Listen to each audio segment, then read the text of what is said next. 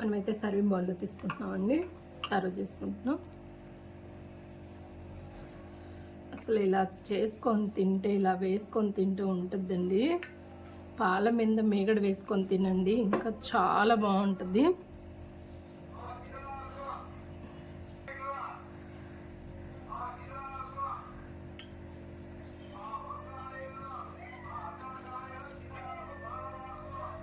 అండి నమస్తే, welcome to my channel అక్క చేతి వంట. మీరందరూ బాగుండాలని దేవుని మనస్ఫూర్తిగా ప్రార్థిస్తున్నాను. ఈరోజు చేయబోతున్న రెసిపీ నేను అటుకులతో పెసరపప్పుతో నేను స్వీట్ పొంగల్ చేయబోతున్నాను. దానికి కావాల్సిన పదార్థాలు: పెసరపప్పు అయితే నేను ఒక 3/4 కప్పు తీసుకున్నానండి. అటుకులు అయితే 1 కప్పు తీసుకున్నాను. నేను జీడిపప్పు అలాగే బాదం పప్పు తగినంత తీసుకున్నాను. 2 ఇలాచీ తీసుకున్నాను. తగినంత బెల్లం తీసుకున్నాను. పాలు కూడా నేను చూడండి, ఇదైతే 3/4 కప్పు తీసుకున్నాను. పావు సేరుతో 1.5 పావు సేరు తీసుకున్నానండి. నేను దీన్ని చేసే ప్రాసెస్లోకి మనం వెళ్దాం. ఆల్రెడీ నేను పప్పు అయితే ఒక 20 మినిట్స్, ఒక 15 మినిట్స్ కడిగేసి నానబెట్టేస్తానండి. దీన్ని ఈ బౌల్లో వేసేసుకుందాం. ఇది కొంచెం వాటర్ పోసేసుకొని మనము స్టవ్ మీద ఒక 15 మినిట్స్లో మనకి ఉడికిపోతుందండి. మిగతా ప్రాసెస్లోకి వెళ్దాం. కొంచెం వాటర్ పోస్తుంది. స్టవ్ వెలిగించి మనము దీన్ని ఉడికిచ్చేసుకుందామండి.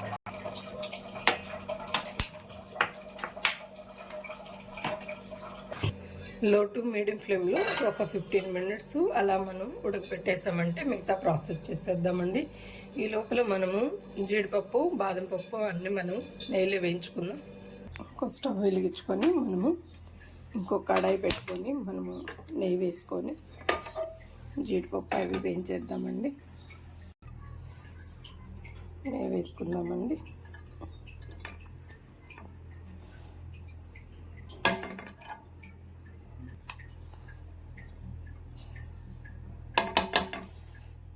చేసి వేసుకుందాం. జీడిపప్పు ఇవన్నీ మనం ఫ్రై చేసేద్దామండి. దోరగా మనకి వేగిపోవాలి.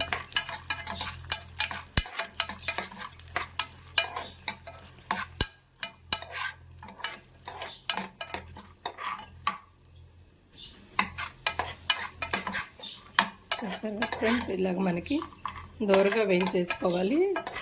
గోల్డెన్ కలర్ రావాలండి. మనకి ఇలా వస్తే మనము ఆపేసేసుకోవచ్చు. ఇప్పుడు జీడిపప్పు అన్నీ మనకి వేగితేనే బాగుంటుందండి. బాగా క్రంచీగా క్రిస్పీగా ఉంటుంది. ఇదండి, మనం స్టవ్ ఆపేసుకుందాం. దీన్ని అలా ఉంచేసేసి అటుకులు అయితే ఒక 2 సార్లు మనం కడిగేద్దామండి. కడిగేసి పక్కన పెట్టేద్దాం. ఈ బౌల్లో మనం అటుకులు అనేది శుభ్రం కడిగేద్దామండి. చూసారు ఫ్రెండ్స్, ఇలాగ మనము ఒక 2-3 టైమ్స్ అలా కడిగేసి అలా పెట్టేసేసుకున్నాం. ఇప్పుడు పప్పు ఉడికిందో లేదో చూద్దామండి.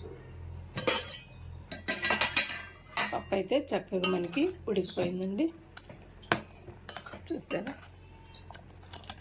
ఇప్పుడు ఇందులో మనము అటుకులు వేసేద్దాం. చాలా బాగుంటుందండి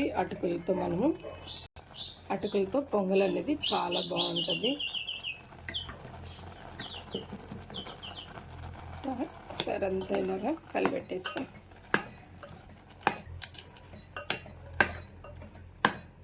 చూసారు కదండి.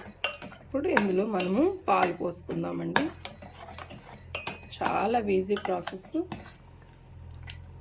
పాలు నేను తీసి పెట్టుకున్నాను కదండి, 3/4 పావు సేరు పైన నేను తీసి పెట్టుకున్నాను. దాంట్లో మనం తగినన్ని పాలు పోసుకుందాం.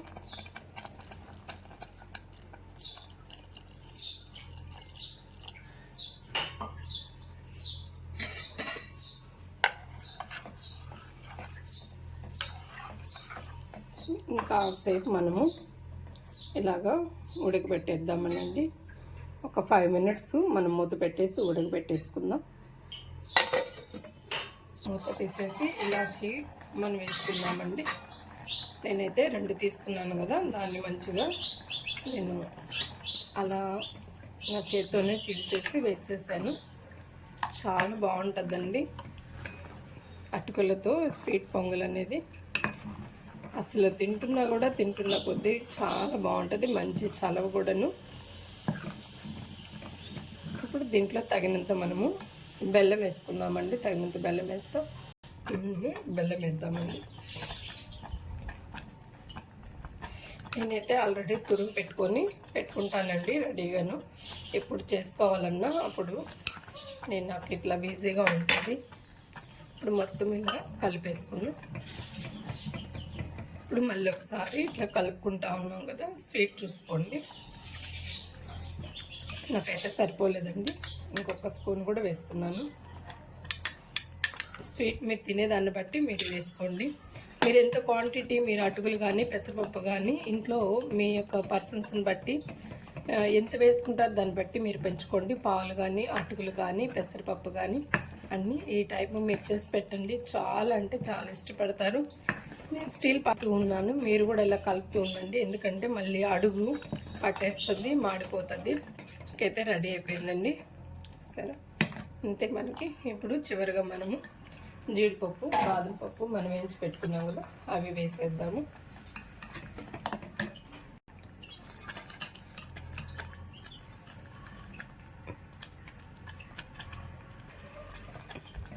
ఇట్లా మొత్తము మనం కలిపేసేయడమేనండి. అంతేనండి ఫ్రెండ్స్, మనకైతే రెడీ అయిపోయింది. మనం దింపేసేసుకుందాం. స్టవ్ ఆపేసి దింపేద్దామండి. సరే, మనకైతే రెడీ అయిపోయింది.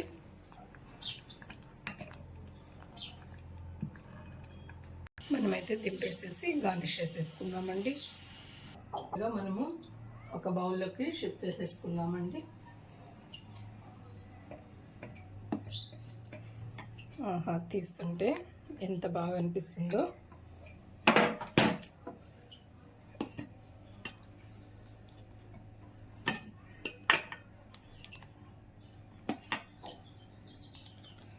అసలు ఒక్క కప్పు తినేవాళ్ళు కూడా 2-3 కప్పులు తినేస్తారండి, అంత బాగుంటుంది.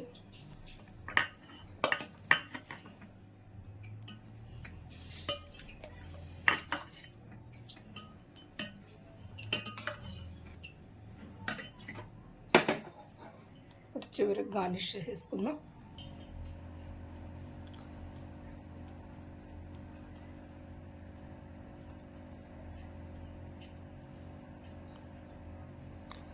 చూసారు ఫ్రెండ్స్, ఇది మన యొక్క అటుకులతో స్వీట్ పొంగలి ఎంత బాగా రెడీ అయిపోయిందో. దీంట్లో ఒక కప్పులో మనం వేసుకొని పాల మీద మేగడేసుకొని తింటుంటే ఉంటుందండి, చాలా బాగుంటుంది. దీన్ని మీకు నచ్చినట్లయితే లైక్ చేయండి, షేర్ చేయండి, సబ్స్క్రైబ్ చేసుకోండి ఫ్రెండ్స్. నమస్తే, బాయ్ ఫ్రెండ్స్. మనమైతే సర్వింగ్ బౌల్లో తీసుకుంటున్నామండి, సర్వ్ చేసుకుంటున్నాం. అసలు ఇలా చేసుకొని తింటే, ఇలా వేసుకొని తింటూ ఉంటుందండి. పాల మీద మేగడ వేసుకొని తినండి, ఇంకా చాలా బాగుంటుంది.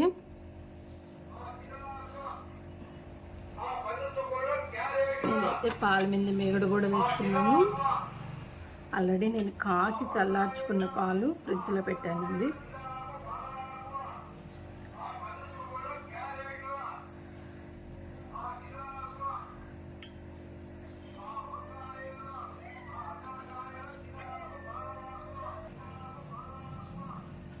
అసలు చాలా బాగుంటుందండి.